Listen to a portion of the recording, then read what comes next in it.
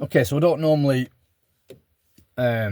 talk politics on this channel. I do follow what goes on with great interest in the UK, but I try to keep these posts unpolitical. Obviously, my TikTok is a little bit different. If you like the idea of hearing my thoughts on this absolute shit show of a government we've got currently, head over to TikTok and I'll leave a link in the description because you get plenty of that. But I wanted to talk VAT, and again, not necessarily from I'm going to slate the government position, but we're having a lot of guys, I'm speaking to a lot of people who are on the cusp of going VAT registered, and they're asking all manner of questions and how we manage to negotiate and all this sort of stuff. And I'm not going to give tax advice. It's not what this is about. But I am going to talk a little bit about how, as a business owner, it's a challenge. And anybody that sort of says, oh, VAT, it's a piece of piss and blah, blah, it's not a big deal. In my humble opinion, you either don't know what you're talking about, or you have deliberately stayed under the threshold for a very good reason, so you don't pay it. Now, the problem is, whichever way you want to cut it, right, the UK is in a very precarious position at the minute, right? Borrowing's through the roof, inflation's through the roof, unemployment's climbing, etc. And I'm not trying to do a doom-monger post. It's just a cautionary tale, if you like, right? I know many people who run cleaning businesses, plumbing and heating firms, etc., etc., all this sort of good stuff. And the common challenge that they all face is whether to go up to that threshold and stop, which is what a lot of people do, or to sort of bite the bullet and go, right, charge ahead and just grow, right? Now, we are very fortunate in the UK currently because we do not pay VAT until we turn over £90,000 a year, right? Now then, in Europe, France, Germany, etc., and a number of other European countries, they charge VAT as soon as you hit £30,000 turnover.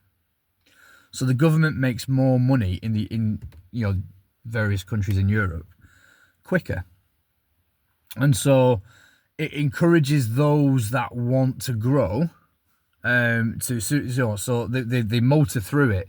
So as soon as you start a business, your goal is to punch right the way through the VAT, and ultimately you end up at a point where the business can just eat the cost.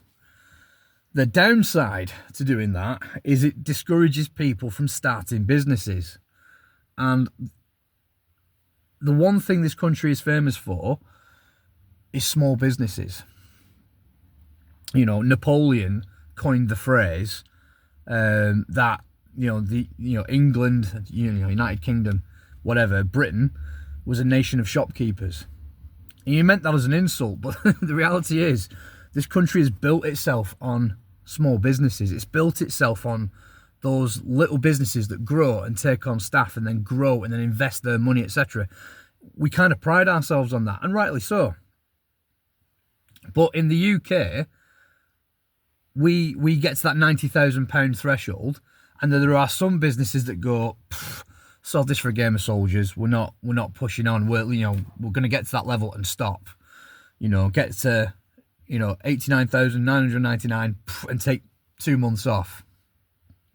And if that works for you, then Godspeed, 100%. But there's a problem, because I've mentioned before the country is skint. Now we can go into the political reasons as to why that is, and I'm not really going to address that in this video. This is simply a video for those of you that might be thinking, right, actually, I need to push through this VAT, or I need to just stay where I am. If you push through that VAT threshold and you go balls out and you grow to the point where you take on staff and you take on other vehicles, all that good stuff, I think you'd be, in a better position, providing you've done your due diligence, right? The problem's going to be for those small businesses that get to, let's say, they're just starting up, right? And they go, well, you know, I'm going to stay below my £90,000 threshold, and, you know, I'm just going to stay as a single one-man operator. There is talk in the media, various sections of the media, that this Labour government are considering taking a European approach, which is to say, as soon as you hit that turnover of £30,000, bang, we want 20% of it, right? And again, it's not about profit, it's about turnover. So the thing is if you are one of these operators that wants to stay, these one-man operators that want to stay below that threshold, and they wave that pen and say, £30,000, mate, thanks very much, we want 20% of what you turn over, you are not, you're buggered, basically, because you are a smaller operation. And I can tell you what's going to happen if they do lower the threshold, is that in the short term, yeah, you know, for maybe 6 months, you might get more taxes, maybe for 6 months, and then you're going to see people just jack it in, or push themselves underground where they go, oh, I'll only take cash, and all this sort of stuff, and keep everything, you know, the more and more taxes you take off people, the more elaborate ways people will find a way around it. And I'm not here to sort of say whether that's right or wrong. I'm just stating a fact, you know. The bottom line is if you want to get more money, taxes that is, out of people, then you have to make work pay, if you like, right? And I don't want to stand here on my soapbox and sort of say one way or the other, you know, what should be done. I know what I believe if you raise that tax threshold to say somewhere in the region between £150,000 and £200,000, businesses are not going to worry about that glass ceiling. They're just going to grow, and they're going to grow, and they're going to grow, and they might take on an extra member of staff, and they might take on an admin assistant, and they might buy a new vehicle, and they might buy new poles and all this sort of stuff. And even if they didn't, and they made more money for themselves, they will spend more because they are making more, and by making more they are keeping more, and the more money they spend, it stimulates the economy. So whichever way you look at it, higher taxes do not make a thriving country. Your economy is not going to, you can't tax people into growth, right? If I go around every house on this street and I say to them all, you know, the law gives me the power to take £100 out of your bank account if you hit this condition, you know what I mean? Then what's going to happen is it's going to change their behaviour. They're going to go, right, well, I want to get around that, so I'm going to do whatever is necessary to get around it. Yeah, again, I hark back to when I very first started my business. I started out of pure fucking desperation, right? There was nothing else. There were no full-time jobs, and I'm not going to bore people with the backstory. Ultimately, those that watch my channel understand what's happened with me in the past, and I'm not here to play the old violin or anything like that. I'm simply here to state a point. If you'd have said to me when I very first started my business, right, as soon as you hit £30,000, the government takes 20%, I would have more likely than not gone to be an employee somewhere. Why? Because it's the path of least resistance, and I'm not going to get taxed as much as quick, if you like. Yeah. So the thing is, you know, I don't know what I would have done if that system in Germany or France was here. I was given an opportunity to start a business through sheer desperation, and I did it knowing that I had £90,000 turnover before I had to pay VAT. And with that knowledge in mind, I've made choices. And those choices are, right, well, actually, I want to go beyond £90,000, take on staff, buy vehicles, buy equipment, etc., to the point where it's no longer a problem. Now, the thing is, for those people out there sort of saying, well, businesses should pay VAT no matter what, fine, no dramas. I respect that and I understand that. But there comes a problem with this, is the more taxes you take off businesses, the less staff they take on, the less money they spend. You know what I mean? The more likelihood there is that the cost of the services that you pay for will go through the roof quicker. You know, if, for example, when you know, You, for window cleaning, for example, you charge a house at say 15 quid when you work on your own, and you hit £30,000 turnover. You've got to put your price up by 3 quid. It's 3 quid. It's a cup of coffee. For you, it's a cup of coffee, but for your customer, it could be a bit expensive, etc. You know, there's only short-term rewards in lowering that threshold to £30,000. But here's the thing: you look around and you see what's happening in this country. I can see ourselves getting to a position where small one-man bands are going to end up wrapping it in. And here's the thing, right? It makes no odds to me what the government do in terms of raising or lowering that threshold, because my customers already pay VAT. So it's not a problem for me, because if they lower that threshold to £30,000, I'm still going to pay VAT. You know, if they raise it to £250,000, which this Labour government won't, let's be honest, let's be real, right? It's not going to happen.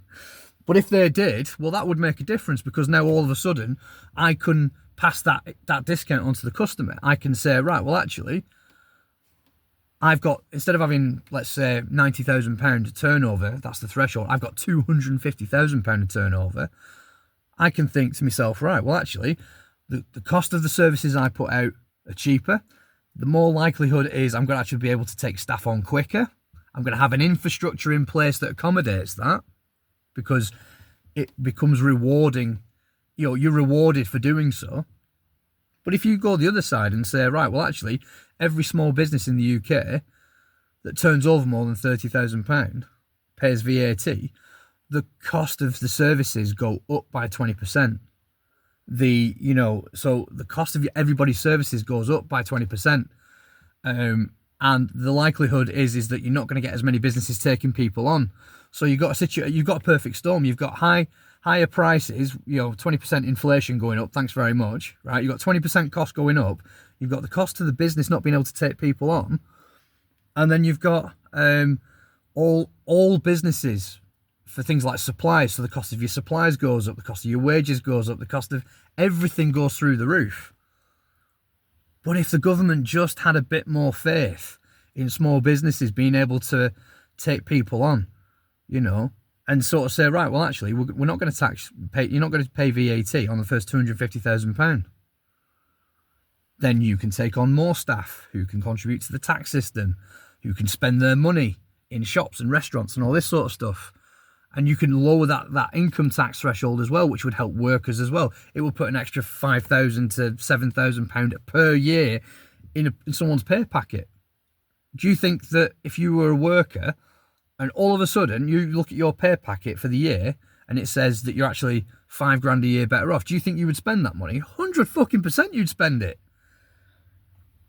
But these businesses that are going to get potentially hit, those operators that sort of say, well, I'm going to stay below my threshold, I'm not going to take on that risk, and all this sort of stuff because it's convenient now, those are the businesses that are going to go under. Those are the businesses that are going to lose out. And once again, the bigger operators will clean up. We already charge VAT, and I know dozens of small window cleaning operations near me, dozens, right? I can tell you for nothing, if you tell them that they've got to hand over 20% of their turnover, at least half of them are going to go bust. Half of them are going to deregister. And all that will happen is all their customers will sort of go, oh, well, I need window cleaner. And people like us who already charge VAT will just sweep in and clean up. So I'm not saying this from the perspective of fear on my account. I'm saying this on behalf of smaller businesses that have real fear that if this happens, they're going under. If you go, right, bang, you're paying VAT and you've got 3 months or 4 months from registering to sort yourself out, it's like, wow, that's a lot for a one-man band to take on. I've always said that, I've always said that you've got to have a plan. You've got to do your due diligence. I can't even say it. You've got to have that. You've got to be able to sort of anticipate what's going to happen potentially and stuff like that. And we are seeing already this government making noises about, oh, well, let's just tinker with VAT. Oh, let's just tinker with income tax. Oh, let's just tinker with national insurance.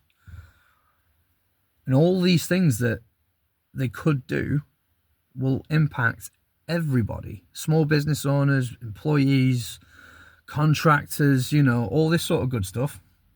It'll affect you all.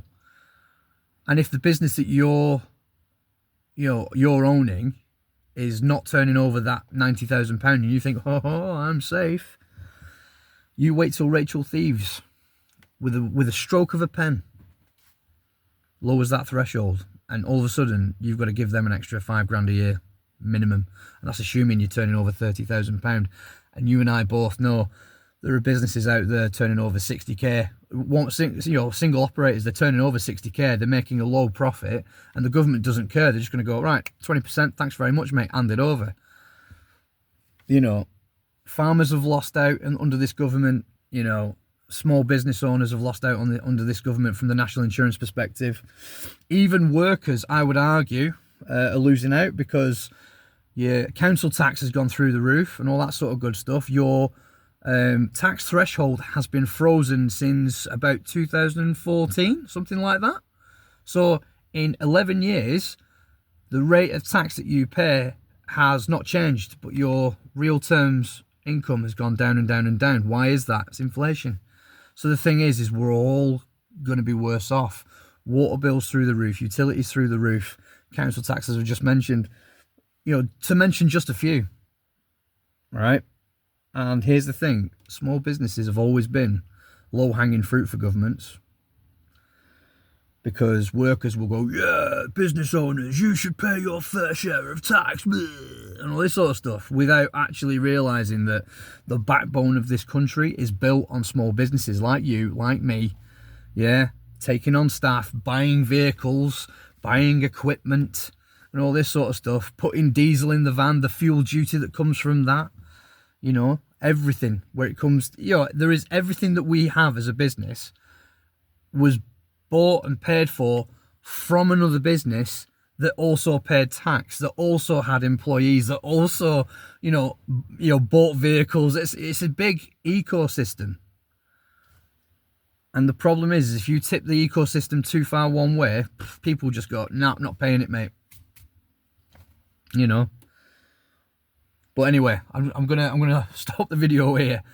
It's not all bad news though, right? The thing is if you are one of these businesses that is below the tax threshold, if I was you, I would start looking at planning for a worst case scenario. And the worst case scenario is Rachel Reeves could possibly lower VAT to £30,000. And if they did, what would you do? Because if you don't have an answer for it now, all right, well, it's not a problem. If you don't have an answer for it in October or November, that's when the problem starts.